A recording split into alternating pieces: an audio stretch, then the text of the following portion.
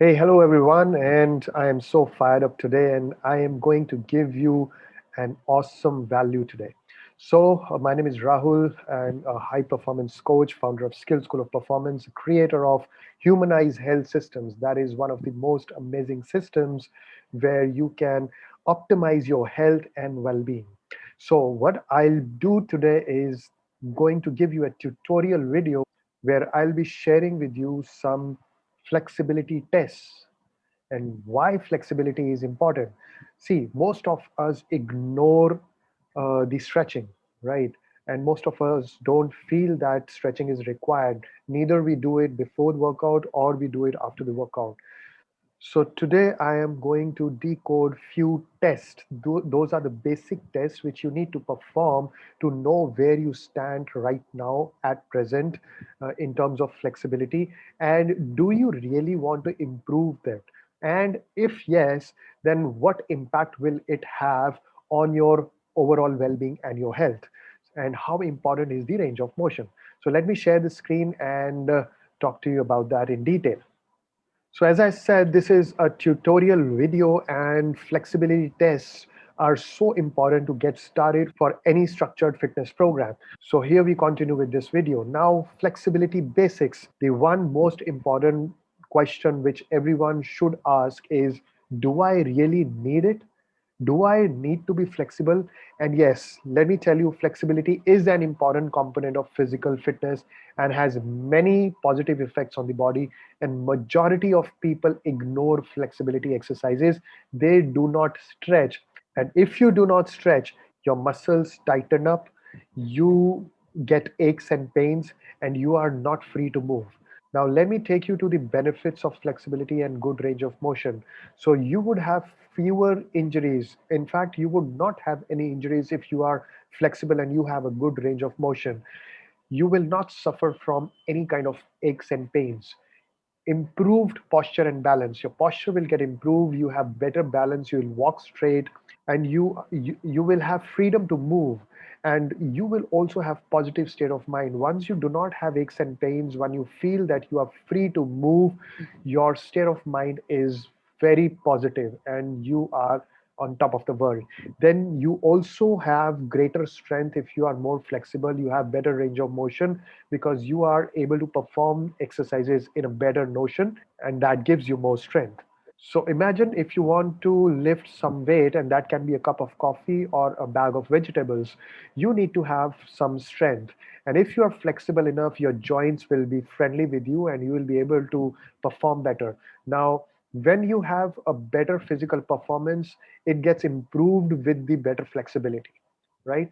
So these are the basic benefits of being flexible and having a good range of motion. And there are also few medical benefits, and the first medical benefit is reduction in pain. If you are already in pain, you're not flexible enough, but once you start training towards your flexibility and you start maintaining your uh, stretching regime, your pain starts reducing. You will feel reduction in overall pain in the body, and then you will have increased flow of blood to your muscles. Once you have that, you have better strength, better nutrient flow, and better flexibility, right?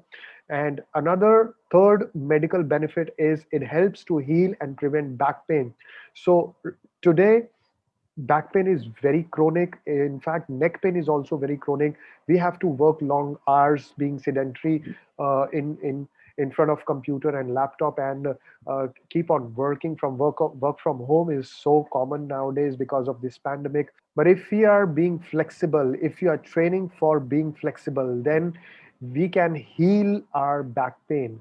And there are a lot of other techniques and exercises with which we can strengthen up our lower back and, of course, our neck as well. And we can discuss that in later part. So as I said, this is a tutorial video. I'll take you through some flexibility tests which you can perform at home and see where you stand at this point of time.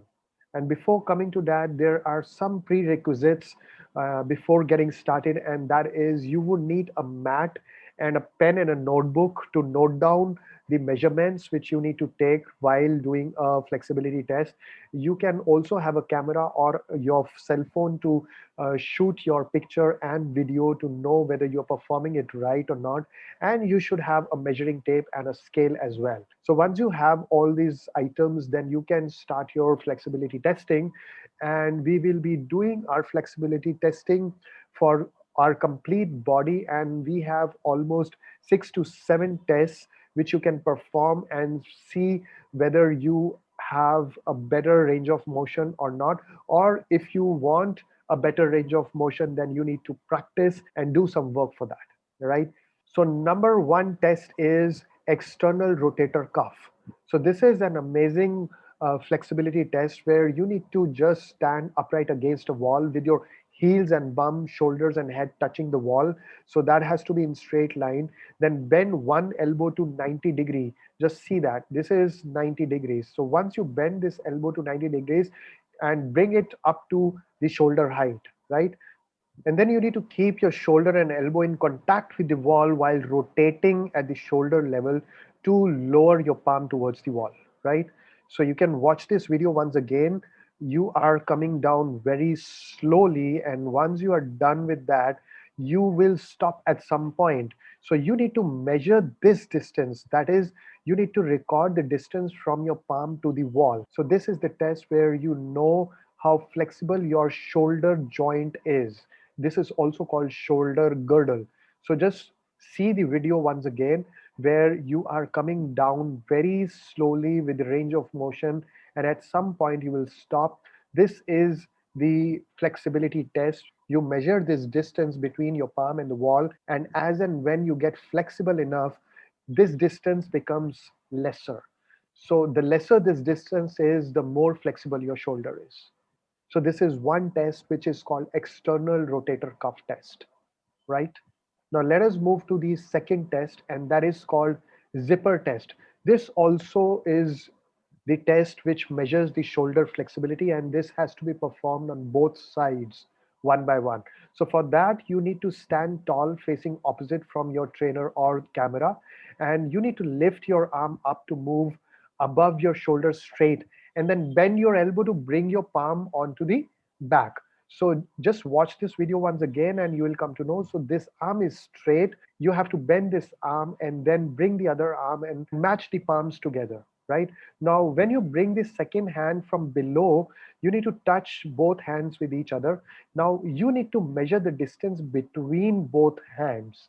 So measuring the distance between both hands means that you are measuring the distance of the tip of the middle fingers. Place your measuring tape on the tip of one hand and the other hand middle finger tip, and you measure the distance. Once you are more flexible, this distance would increase, right? You will be able to move this hand, the lower hand up and the upper hand below. And once you are able to do that, that means your flexibility is increasing. So you can just try this with the opposite hand, and you would see that both the shoulders have different flexibility levels. So whichever shoulder has lesser flexibility, you can train that shoulder more to be more flexible so that you can have a balance on both the shoulders. So this is called zipper test. Now let us move to the third test, which is again measuring the shoulder flexibility. And with this, you need to stand tall facing 90 degree from the camera or the trainer. And then you need to turn one hand so that your palm faces in front of you. And keeping your elbow straight, lift your arm up to move above your shoulder. Now, ensuring you don't lean back or twist your shoulders, bring that arm back past your shoulder as far as you can, right? So watch this video once again.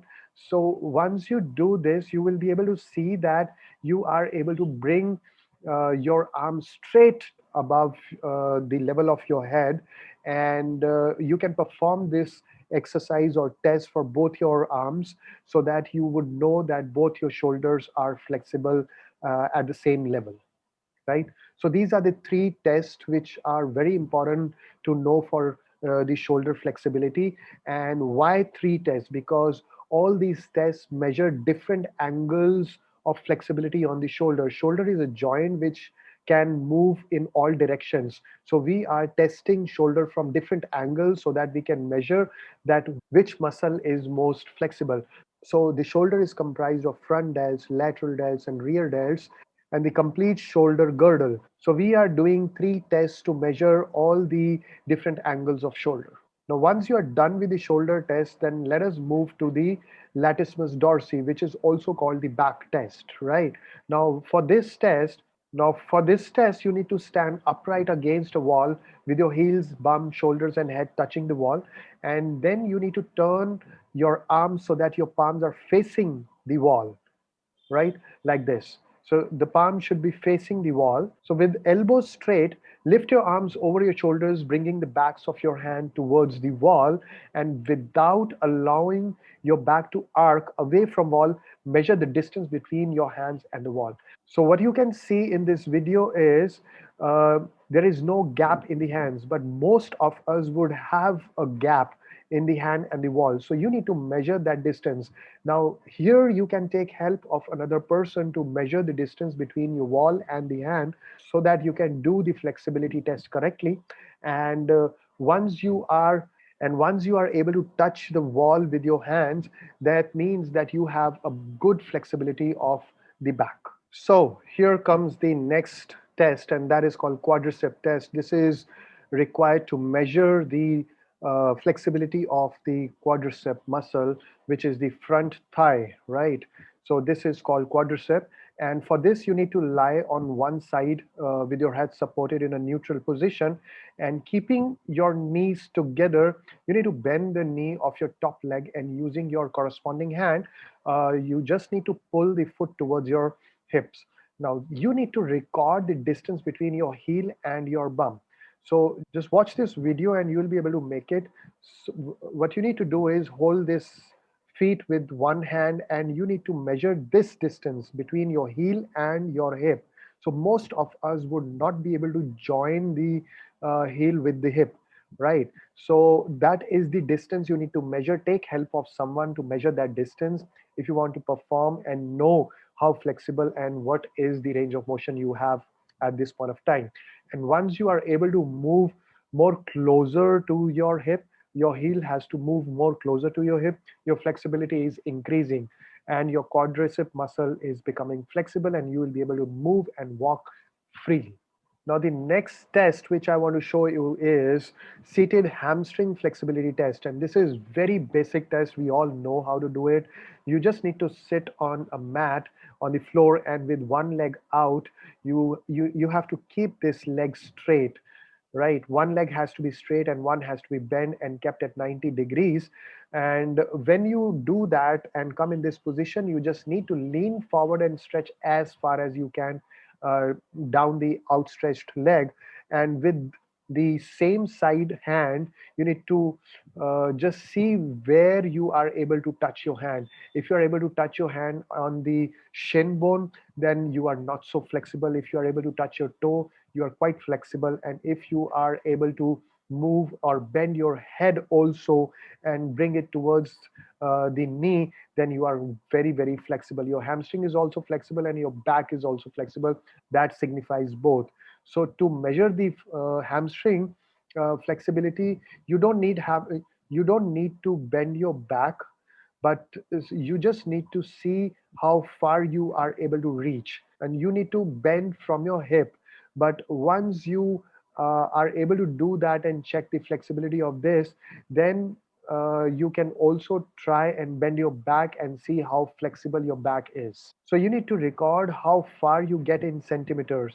Now good approximate figures should be okay from or past your foot. So once you are able to take your fingers far from your foot, that means you are quite flexible.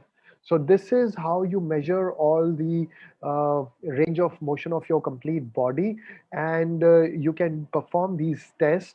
And once you are done with this, you can also shoot videos performing these tests, and you can share these videos with me. I'll be sharing my email ID below the video. And if you're watching this video on YouTube or Facebook, I would recommend that do like, subscribe, and comment on the video and tell me how valuable this video was for you.